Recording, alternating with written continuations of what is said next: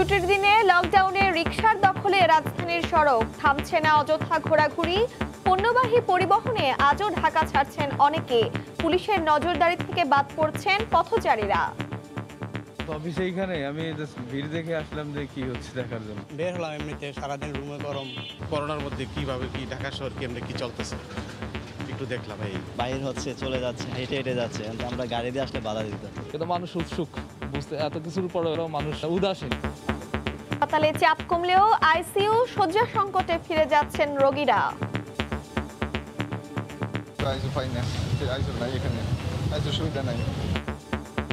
ঢিলে ঢালা বিধিনিষেধে কমবে না সংক্রমণ ও মৃত্যু।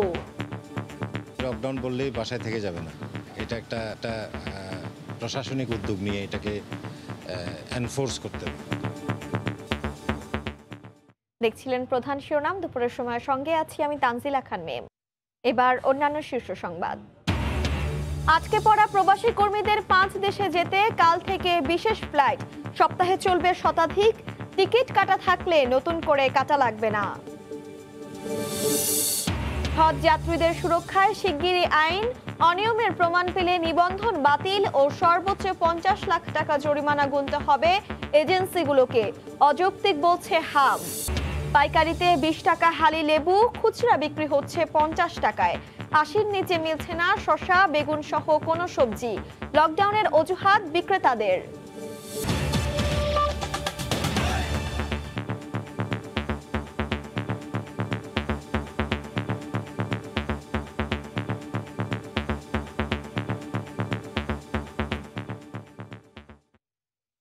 ছুটির দিনে লকডাউনের তৃতীয় দিনে রিকশার দখলে রাজধানীর সড়ক। যানবাহনের চাপ কম থাকলেও মানুষের অহেতুক ঘোরাঘুরি ছিল চোখে পড়ার মতো। পুলিশের নজরদারি যানবাহন ও যাত্রী কেন্দ্রিক হওয়ায় নজর এড়িয়ে যাচ্ছেন পথচারীরা। অন্যদিকে পণ্যবাহী যানবাহনে আজও ঢাকা ছাড়ছেন অনেকেই। সর্বাত্মক লকডাউনের তৃতীয় দিন শুক্রবার, তাই যানবাহনের চাপও কম। তবুও আগের মতোই তৎপর পুলিশ। আইনশৃঙ্খলা বাহিনীর এত শক্ত অবস্থানের মাঝেও অনেককেই দেখা যায় পায়ে হেঁটে বিভিন্ন গন্তব্যে ছুটতে। পুলিশের নজর যানবাহন ও যাত্রীদের দিকে থাকায় এ কৌশল অবলম্বন। খালা শাশুড়ির বাড়িতে গিয়েছিলেন, এক্ষেত্রে কেউ কোনো বাধা দেয়নি আপনাকে? কিন্তু আমরা গাড়ি দিয়ে আসলে বাধা দিত, পায়ে হেঁটে আসে। আসলে পায়ে হেঁটে আসাটাও ঠিক না। কিন্তু থেকে টেকনিকে কলমপুর যেতেছি। আচ্ছা, কি কারণে? কলমপুর আমার শাশুড়ি বাসায় গেতেছি। পিছন থেকে হাঁটা মানুষগুলো আসলে তো অনেকে বিনা প্রয়োজনে যাচ্ছে, কিন্তু তাদেরকে মাস্ক ব্যবহারের ক্ষেত্রে সতর্ক করা হচ্ছে, সচেতনতা পুরো জোর দিচ্ছি আমরা এই ক্ষেত্রে। এদিকে তৃতীয় দিনেও মহাসড়কে পণ্যবাহী ট্রাক ও পিকআপেই ঢাকা ছাড়তে দেখা যায় অনেককেই। তো লোক নিয়ে কেন যাচ্ছেন? মানুষ কাঁচামাল। তবে কিছু সড়কে রিকশা চলাচলে কড়াকড়ি থাকায় হাসপাতাল, ওষুধ কেনা সহ জরুরি প্রয়োজনে বাইরে বের হওয়া মানুষ যানবাহন সংকটে পড়েন বিপাকে। ভাড়া তো দ্বিগুণ বাড়তি নেই, 10 টাকা যায় না 29 টাকা নেই। আসলাম হাসপাতালে, এবার তো বাইরে এলাম, রিক্সা পাচ্ছি না ভাই। কি বলে রিকশা উল্টে রেখেছে? মনে ওদের ছাদের বড় স্যারকে দেখাতে হবে যে এখানে আমরা কি করতেছি, ডিউটি কিরম করতেছি। মানুষে বলতেছে আমরা 1 নম্বর কাঁচা বাজারে যাবো, কেউ বা 10 নম্বর কাঁচা বাজারে যাই বা মেডিকেলে যায়। আসার পরে ওখানে সরকারি লোক আছে, ওনারা জিজ্ঞাসাবাদ করে ওনাকে নামিয়ে দিয়ে রিক্সাটা উল্টায় রাখে। আপনি রিকশা উল্টে রাখলেন? এটা আমাদের উপর থেকে বলে দিয়েছে, এই জন্য আমরা করতেছি। শুধুমাত্র লকডাউন দেখার শখ মেটাতেও সড়কে ছিলেন অনেকে। দেখতেছি যে গাড়ি চেক করতেছে, চেক করে ঢুকাইতেছে, মামলা করতেছে, এটা দেখলাম। করোনার মধ্যে কিভাবে কি ঢাকা শহর কেমনে কি চলতেছে একটু দেখলাম, এই আর কিছু না। প্রায় 5.5 লাখ আবেদনের বিপরীতে 16 এপ্রিল সকাল 10টা পর্যন্ত প্রায় 4 লাখ মানুষকে মুভমেন্ট পাস দিয়েছে পুলিশ। লকডাউনে স্বাভাবিক জীবনযাপনে যে স্থবিরতা নেমে এসেছে, সে তো জীবনেরই প্রয়োজনে। কিছুদিনের ঘরবন্দির সময় কিছুটা ত্যাগ আর আনন্দ বিসর্জন যদি সংকট মুক্তির কারণ হয়, তবে দোষ কি? প্রয়োজন সবার সম্মিলিত সহযোগিতা, সম্মিলিত প্রচেষ্টা। রাশেদ বাপ্পি, সময় সংবাদ, ঢাকা।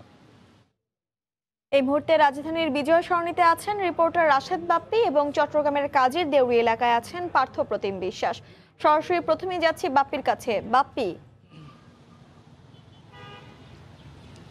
মিম, লকডাউনের তৃতীয় দিন শুক্রবার হওয়ায় সকাল থেকে আমরা দেখছি যে যানবাহনের সংখ্যা কম, একই সঙ্গে মানুষের সংখ্যাও কম সড়ক জুড়ে। এবং এই মুহূর্তে দুপুরের এই সময়টাতে একদমই ফাঁকা হয়ে আসছে সব কিছু। আমরা রাজধানীর বিজয় সরণি এলাকায় রয়েছি। আপনি দেখতে পাচ্ছেন বিজয় সরণি মোড়ে আসলে পুরো সড়ক জুড়েই একদম বলা যেতে পারে শূন্য একটি অবস্থা, তবে অল্প কিছু সংখ্যক ব্যক্তিগত গাড়ি এবং মোটর সাইকেল চলছে এবং মানুষের সংখ্যাও খুবই কম, এবং এ কারণেই আমরা দেখতে পাচ্ছি যে আইন শৃঙ্খলা বাহিনী বা পুলিশ সদস্যদের ভূমিকাটাও ঠিক এই মুহূর্তে দুপুরের এই সময়টাতে খুবই কম আমরা দেখতে পাচ্ছি। তবে সকাল থেকে আমরা দেখেছি গুরুত্বপূর্ণ যে কটি সড়ক বা মোড় রয়েছে সবখানেই কিন্তু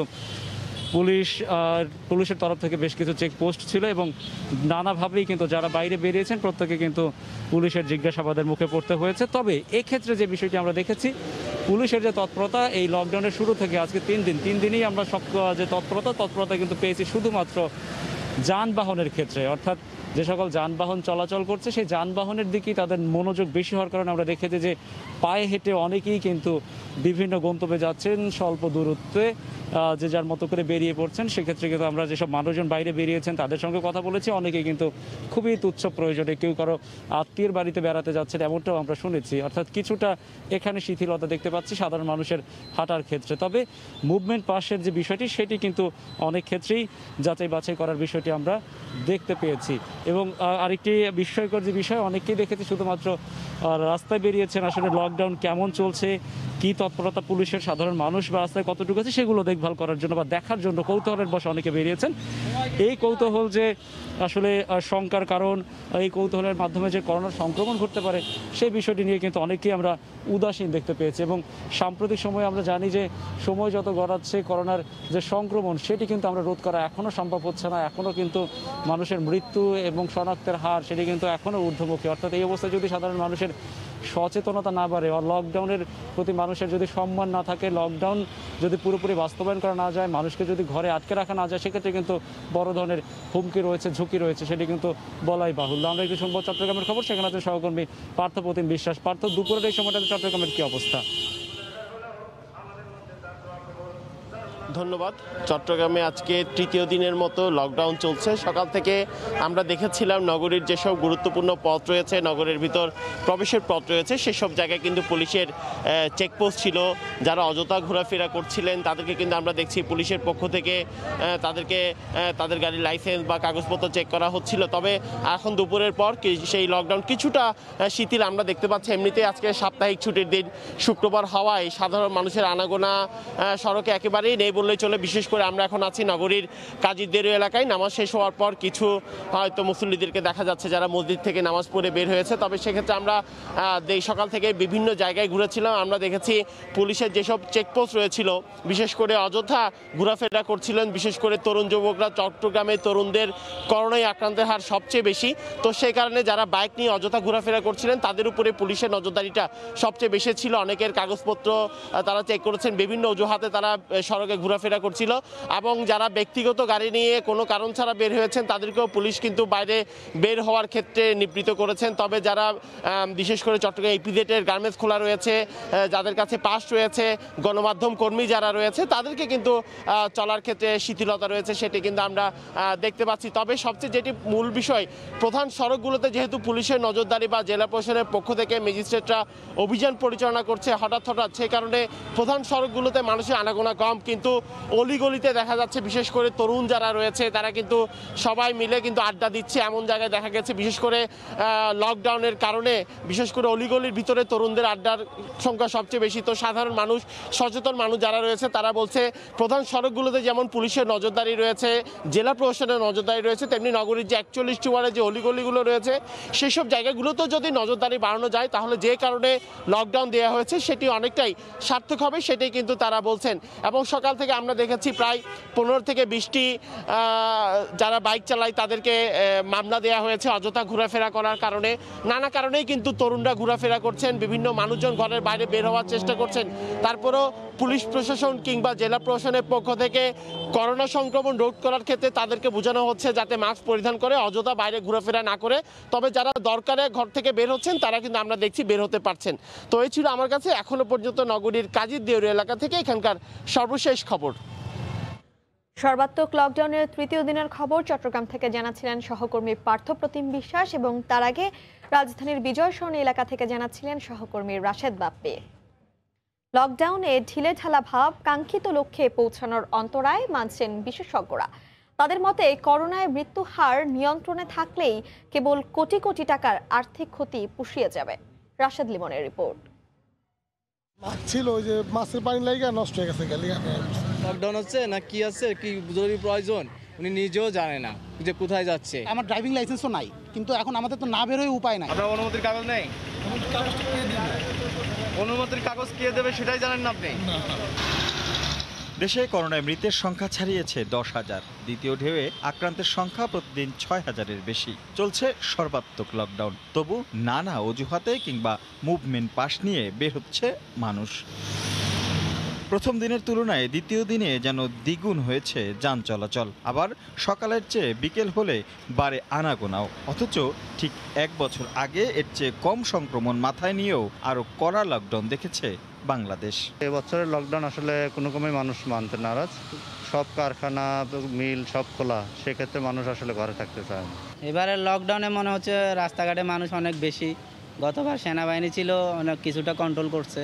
জনস্বাস্থ্য বিশেষজ্ঞদের মতে সেই লকডাউনে বাংলাদেশের সংক্রমণের হার প্রায় 77% নিয়ন্ত্রণে এসেছিল। তবে প্রথম 2 দিনের এই চিত্র দেখে বিশেষজ্ঞরাই বলছেন, এভাবে চলতে থাকলে সংক্রমণ কিছুটা কমলেও কাঙ্ক্ষিত সুফল পেতে স্বাস্থ্যবিধি মানতে হবে আরও কঠোরভাবে। মানুষ তো বললেই লকডাউন বললেই বাসায় থেকে যাবে না।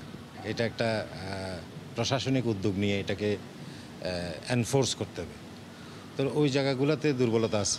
এরকম পোরাস লকডাউন দিয়ে সব চালু থাকে, অনেক বেশি জিনিস চালু থাকে, মানুষকে আমরা মানাতে ব্যর্থ হই, এটা ব্যর্থতা। কিন্তু তাইলে লকডাউনের পুরো এফেক্ট পাবো না, মানুষ ওভাবে অক্সিজেন না পেয়েই মারা যাবে, এরকম হওয়ার সম্ভাবনা থাকবে। প্রয়োজনে লকডাউনের সময় আরও বাড়ানোর পরামর্শ তাদের। রাশেদ লিমন, সময় সংবাদ, ঢাকা। সর্বাত্মক লকডাউনে রাজধানীর হাসপাতালগুলোতে রোগীর চাপ কমলেও আইসিইউ সংকট বেড়েছে আরও। শয্যা না পেয়ে গুরুতর রোগীরা ছুটছেন এক হাসপাতাল থেকে আরেক হাসপাতালে। কমেছে করোনা নমুনা পরীক্ষা করতে আসাদের উপস্থিতিও। 50 মাহবুবুর রহমান কিডনি জটিলতা সহ নানা শারীরিক সমস্যায় ভুগতে থাকা এই রোগীর অক্সিজেনের মাত্রা নেমে এসেছে 60-এর নিচে। কুর্মিটোলা জেনারেল হাসপাতালে একটি আইসিইউ শয্যার জন্য 4 দিনের অপেক্ষা শেষে মুমূর্ষু অবস্থাতেই অন্য হাসপাতালের দিকে যাত্রা। রাজধানীর হাসপাতালগুলোই দিনভরই করোনায় বিপন্ন মানুষের এমন উপস্থিতি চোখে পড়ে। আইসিইউ শয্যার সংকট যেন ক্রমেই তীব্র হচ্ছে, আর তাই বাড়ছে হাসপাতালে হাসপাতালে অসহায় রোগীদের ছুটোছুটিও।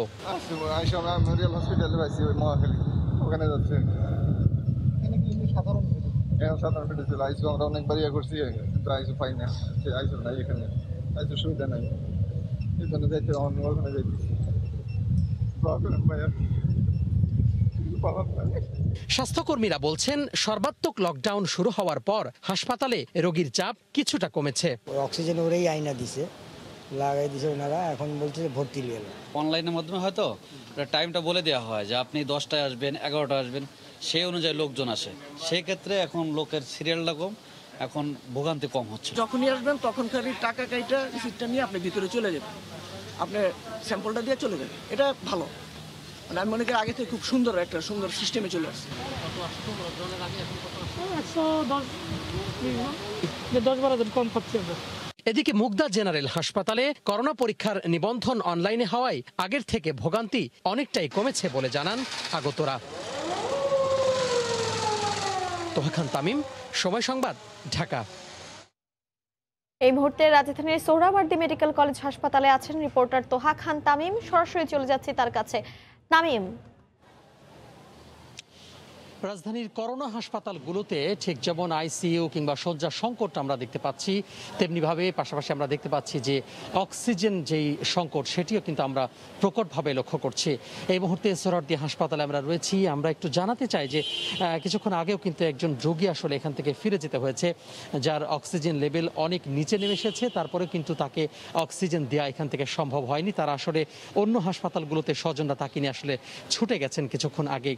আপনি দেখতে পাচ্ছেন যে যে রোগী কিন্তু অসহায় হয়ে বসে আছেন এবং তারা কিন্তু আসলে এখানে ভর্তি হতে পারছেন না। অর্থাৎ আমি যদি বলে থাকি তাহলে এই যে সোহরাওয়ার্দী হাসপাতালে কিন্তু প্রায় 300টি বেড রয়েছে এবং 300টি কিন্তু আসলে পরিপূর্ণ হয়ে আছে এবং নতুন করে তো আসলে কোনো রোগী তারা আসলে ভর্তি নিচ্ছেন না। পাশাপাশি আমি যদি ঢাকা মেডিকেল কলেজ হাসপাতালের কথা বলে থাকি, ঢাকা মেডিকেল কলেজ হাসপাতালে কিন্তু প্রায় 800 করোনা বেড এবং 800-র মধ্যে তারা বলছেন যে সবগুলি কিন্তু আসলে ভর্তি আছে, সবগুলিতে কিন্তু রোগী আছে এবং নতুন করে আসলে কোনো করোনা রোগী তারাও কিন্তু ভর্তি নিতে পারছেন না।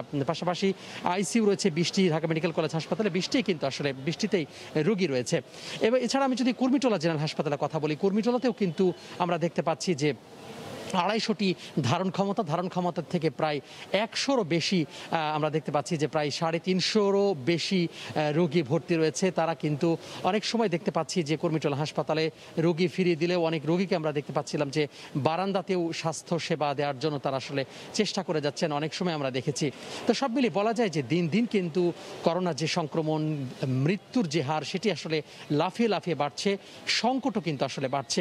তো এই মুহূর্তে আসলে স্বাস্থ্য বিশেষজ্ঞরা তারা জোর দিচ্ছেন সেটি হচ্ছে স্বাস্থ্য বিধি মানার উপর এবং চলমান যে লকডাউন চলছে, চলমান যে কঠোর বিধিনিষেধ চলছে, এই কঠোর বিধিনিষেধ যাতে আরও অর্থবহ করা যায়, যাতে আরও কঠোরভাবে পালন করা যায় এবং মানুষের মাঝে যে সচেতনতা সেটি আসলে যদি বৃদ্ধি হয় তাহলেই আসলে যে কাঙ্ক্ষিত সুফল সেটি আসলে পাওয়া যাবে বলে মনে করছেন স্বাস্থ্য বিশেষজ্ঞরা। তো বলা যায় মিম, প্রতিটি হাসপাতালে কিন্তু এই যে শয্যা সংকট, আইসিইউ সংকট আসলে আমরা দেখতে পাচ্ছি প্রতি সময়ে দিন যত গড়াচ্ছে ততই কিন্তু এই সংকট আসলে আরও তীব্র হচ্ছে। তো এই ছিল রাজধানীর সোহরাওয়ার্দী হাসপাতাল থেকে আমার হাতে সবশেষ। রাজধানীর সোহরাওয়ার্দী মেডিকেল কলেজ হাসপাতাল থেকে সরাসরি জানাচ্ছিলেন সহকর্মী তোহা খান তামিম। এদিকে রাজশাহী বিভাগের 5 জেলায় কোনো আইসিইউ নেই। করোনা রোগীদের চিকিৎসা দিতে হিমশিম খাচ্ছেন চিকিৎসকরা। আব্দুল সালামের তোলা ছবিতে বিস্তারিত সাইফুর রহমান রকির রিপোর্টে। করোনা ভাইরাসে আক্রান্ত রোগীদের চিকিৎসায় রাজশাহী বিভাগের 4টি হাসপাতালে আইসিইউ শয্যা রয়েছে 41টি, আর পাবনা, নওগাঁ, নাটোর, চাঁপাইনবাবগঞ্জ ও জয়পুরহাট জেলায় কোনো আইসিইউ শয্যা নাই। বগুড়ার শহীদ জিয়াউর রহমান মেডিকেল কলেজ হাসপাতালে 13টি, মোহাম্মদ আলী হাসপাতালে 8টি, TMSS হাসপাতালে 10টি এবং রাজশাহী মেডিকেল কলেজ হাসপাতালে আইসিইউ বেডের সংখ্যা মাত্র 10টি। সীমিত সংখ্যক আইসিইউ সুবিধা থাকায় করোনা রোগীদের চিকিৎসা দিতে হিমশিম খাচ্ছেন চিকিৎসকরা। এখানে আইসিইউ সাপোর্ট একটু বেশি লাগতেছে, তবে আমাদের 10টা দিয়ে আমরা ম্যানেজ করতেছি, চেষ্টা করতেছি কাটিয়ে উঠতে, তবে আইসিইউ বেশি থাকলে অবশ্যই ভালো হতো। এ অবস্থায় রাজশাহী ও বগুড়ায় শয্যা সংখ্যা বাড়ানো সহ প্রতিটি জেলা হাসপাতালে আইসিইউ সুবিধার পরিকল্পনার কথা জানান বিভাগীয় স্বাস্থ্য কর্মকর্তা। রাজশাহী মেডিকেল কলেজ হসপিটালে 10টা, বগুড়াতে 10টা, মোহাম্মদ আলী হসপিটালে 10টা, প্রত্যেকটা জেলা হসপিটালে 5টা। আমাদের ভবিষ্যৎ পরিকল্পনা এইটুকু যদি আমরা করতে পারি সেটা আমরা ম্যানেজ করতে পারবো। আর পর্যায়ক্রমে উপজেলা স্বাস্থ্য কমপ্লেক্সগুলোতে আইসিইউ সুবিধা বাড়ানোর তাগিদ দেন ডেপুটি সিভিল সার্জন। দ্রুত রেডি করা সম্ভব হয়, যে চালু করা সম্ভব হয়, তাহলে আমাদের বর্তমান যে সিচুয়েশন সেই সিচুয়েশনে কিন্তু এটাকে আমরা স্ট্রংলি এস্টাবলিশ করতে পারতাম। ভুক্তভোগীদের অভিযোগ, আইসিইউ শয্যা পেতে রোগী ও তার স্বজনদের পদে পদে নানা হয়রানির শিকার হতে হয়। সাইফুর রহমান রকি, সময় সংবাদ, রাজশাহী। লকডাউনের কারণে আটকে পড়া প্রবাসী কর্মীদের জন্য কাল থেকে বিশেষ ফ্লাইট চালু হচ্ছে। সৌদি আরব, সংযুক্ত আরব আমিরাত, ওমান, কাতার ও সিঙ্গাপুরে 5টি দেশে প্রবাসী কর্মীদের পরিবহন করা হবে। এক সপ্তাহে শতাধিক ফ্লাইট পরিচালিত হবে বলে জানিয়েছে সিভিল এভিয়েশন চেয়ারম্যান। যাদের টিকিট কাটা আছে তাদের আর নতুন করে টিকিট কাটতে হবে না।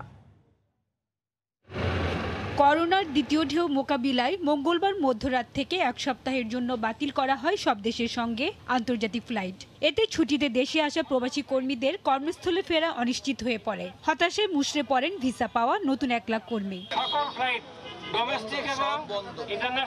এই প্রেক্ষাপটে প্রবাসীদের রুটি রুজির কথা ভেবে লকডাউনের কঠোর বিধিনিষেধের মধ্যেই প্রবাসী কর্মী অধ্যুষিত 5টি দেশে শনিবার থেকে আবারও ফ্লাইট চালু হচ্ছে।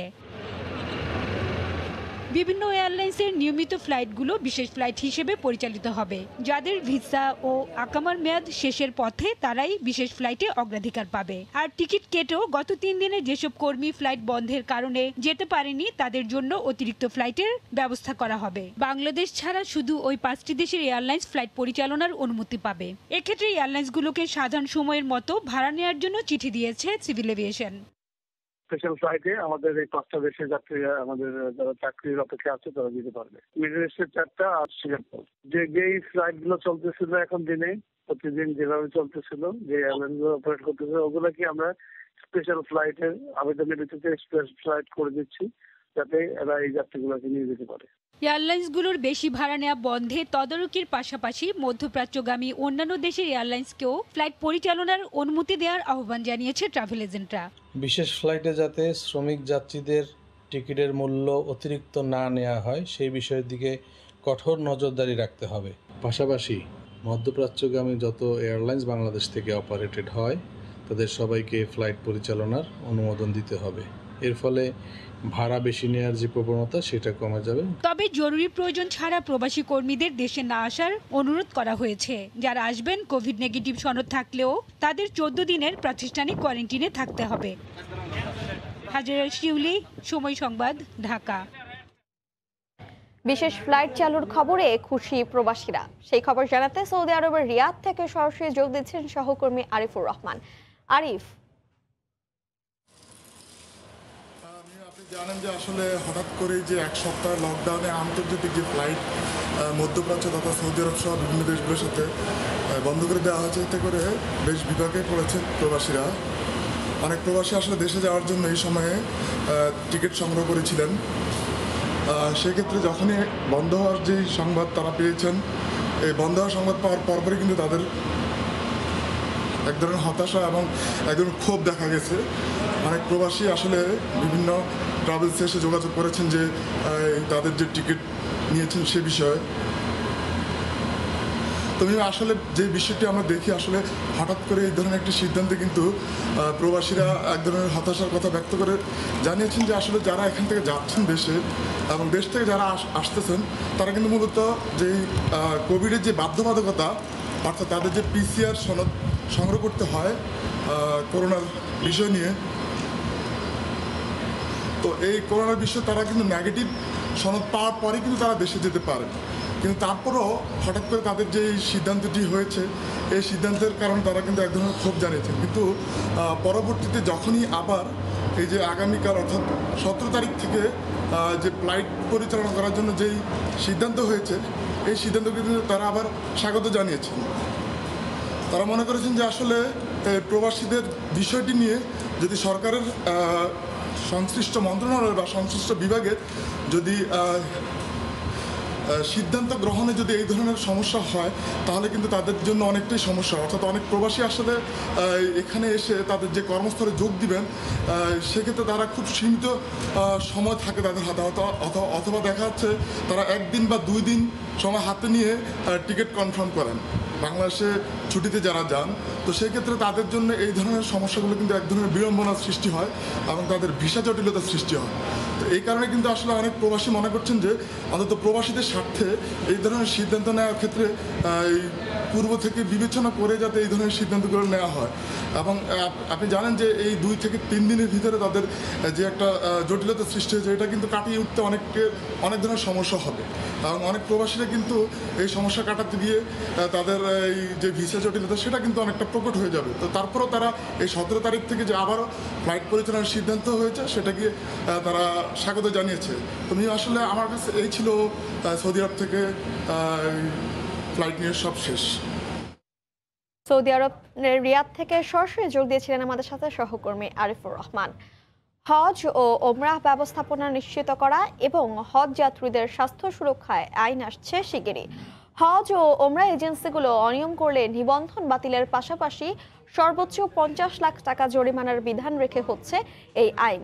সংসদের আগামী অধিবেশনে নতুন এ আইন পাশ হবে প্রত্যাশা ধর্ম মন্ত্রণালয়ের।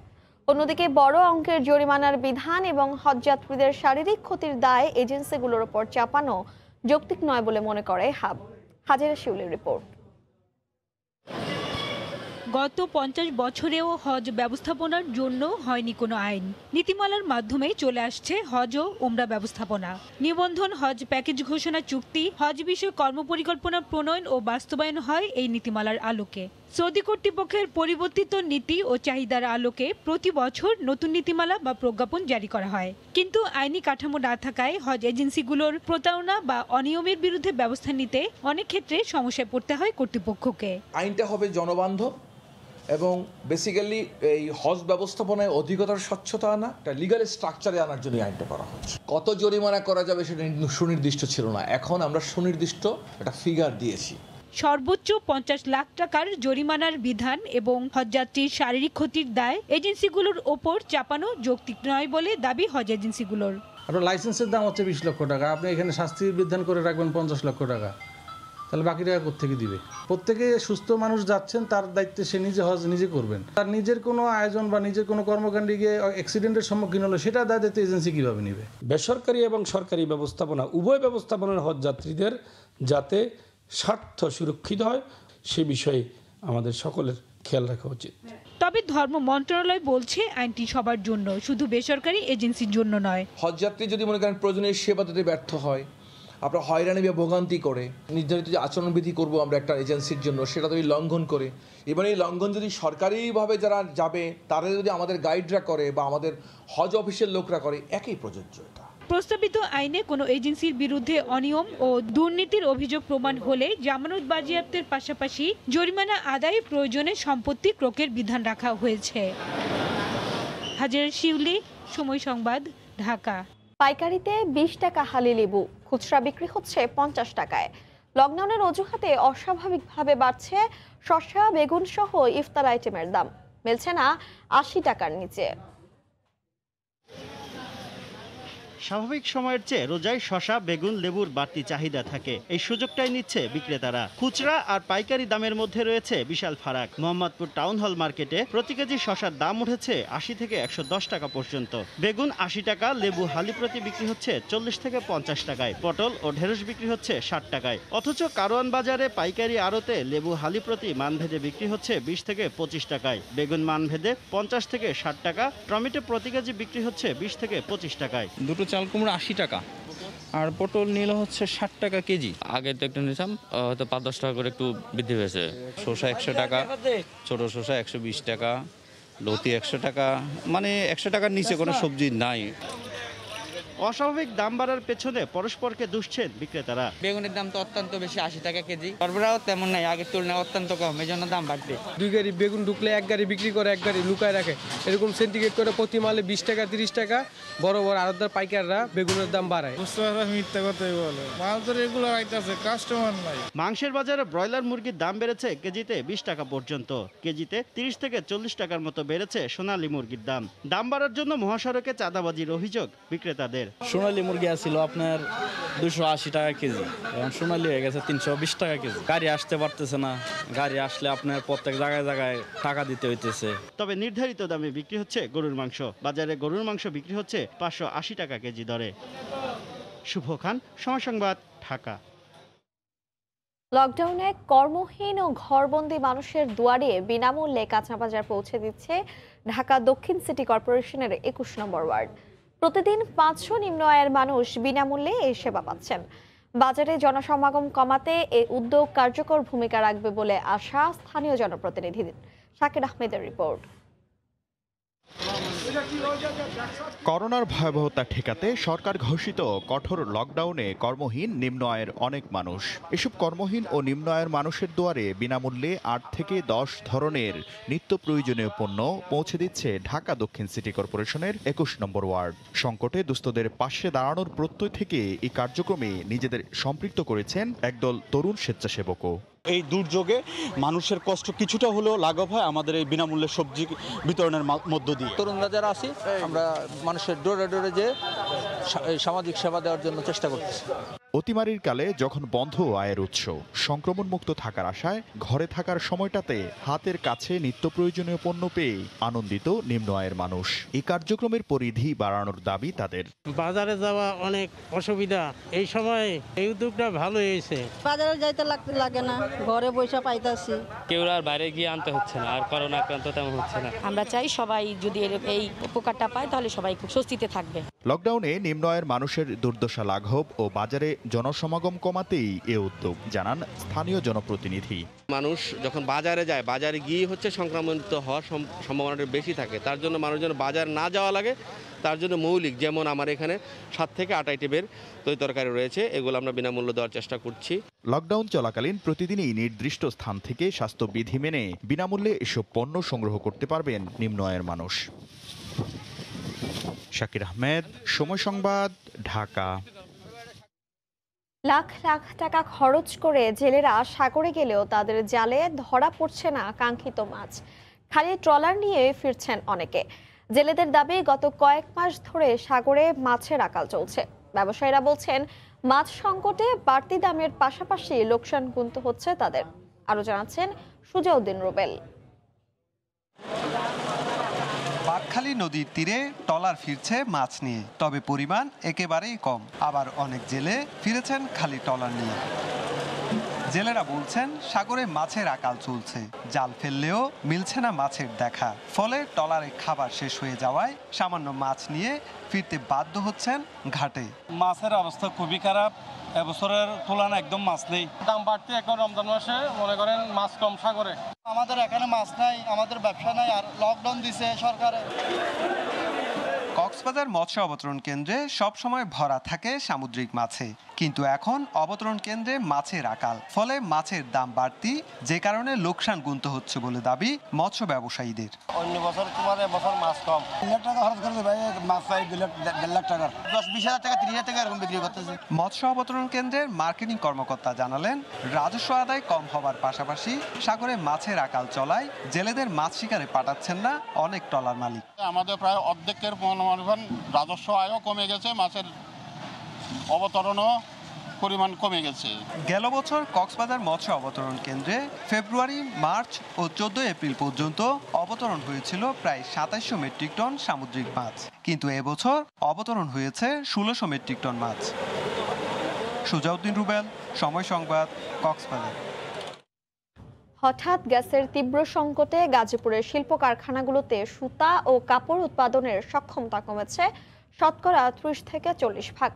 প্রতিষ্ঠানের মালিকরা বলছেন, রপ্তানিমুখী কারখানাগুলোতে গ্যাসের চাপ কমায় মেশিন বন্ধ রাখতে হচ্ছে দিনের বেশিরভাগ সময়।